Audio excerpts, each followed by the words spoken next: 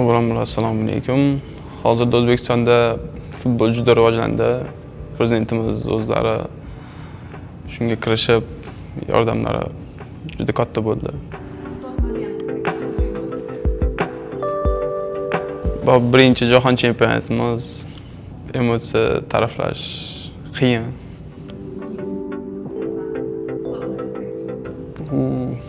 Yurib tez urish boshlab boshqacha bo'ldi o'sha.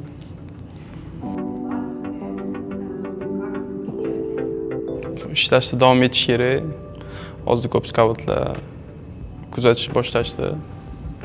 O'ylaymanki, уже boshlanadi. Yana kelish Angliyaga, Fransiyaga.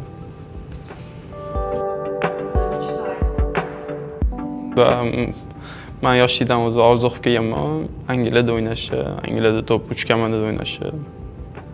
Hozircha hammasi reja bo'yicha ketyapti. Bu hali boshlanishi, hali rejalarimiz boshqa.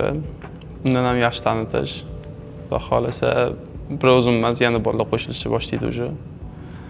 Baribir O'zbekiston tanitish bu sharaf, hamma уже taniyapti. Yaxshi.